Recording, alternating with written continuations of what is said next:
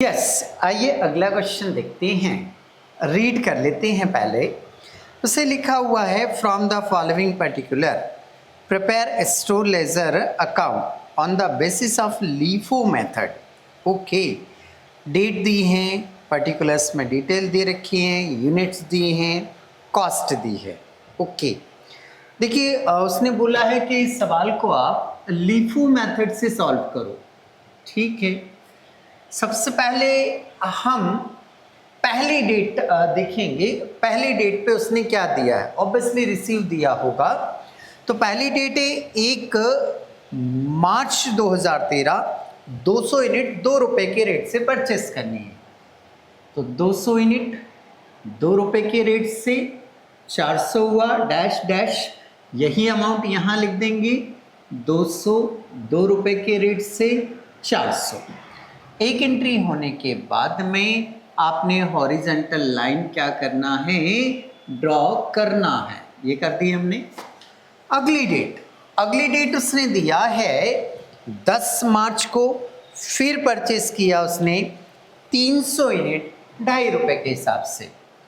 300 unit है 2.50, कुछ 750 हुआ ये, यहाँ पर डैश। स्टॉक कैसे लिखूंगा, बोले सर पुराना वाला लॉट ऐसे कैसे ट्रांसफर करूंगा, पुराना वाला लॉट पिछली वाली डेट का लॉट ऐसे कैसे ट्रांसफर करूंगा, और उसके नीचे मैं ये परचेस वाली डिटेल लिख दूंगा।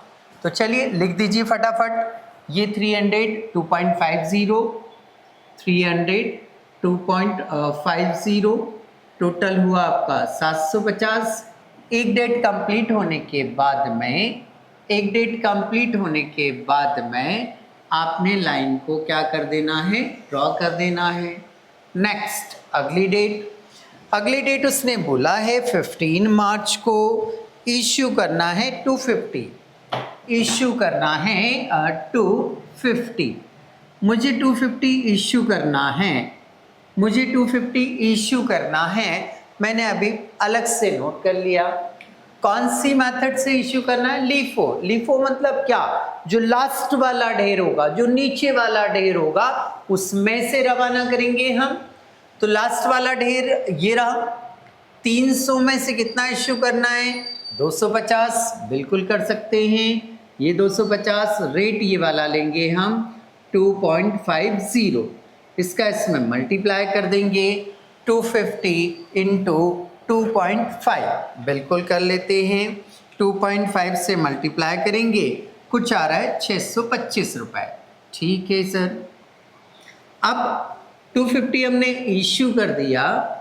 ये ढेर में से कुछ इश्यू हुआ है क्या, नहीं सर, ये वाले ढेर में से इश्यू हुआ है। अच्छा, तो फिर ये वाला ढेर ऐसे कैसे आना है, बिल्कुल आएगा 200 ऐसे कैसे लिख दूंगा मैं, 400 रुपीज़ ऐसे कैसे आ जाएगा। नेक्स्ट आगे क्या है, बोले सर ये 300 का लॉट था, 250 इश्यू कर दिया। 300 का लॉट था, 250 इश्यू कर दिया, तो इस लॉट में से बचा कितना, 50, 2.50। तो ये होता है आपका 125। ओके, एक डेट मेरी फिर कंप्लीट, लाइन ड्रॉ करना है, कर दी हमने। नेक्स्ट 18 मार्च को बता रहा है परचेस किया है 253 रुपीज़ की रेट से। तो 250 रेट क्या है 3 रुपीज़, मल्टीप्लाई करेंगे तो 750, यहाँ क्या आ जाएगा, डैश।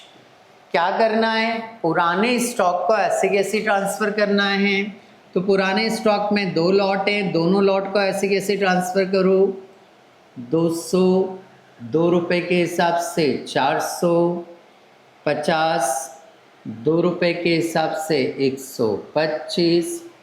ये नया वाला लॉट नीचे लिखा जाएगा, तो कितना आ जाएगा 250, 3 रुपये के हिसाब से 750। एक डेट और हमारी कंप्लीट हुई, लाइन पर लाइन ड्रॉ करना है।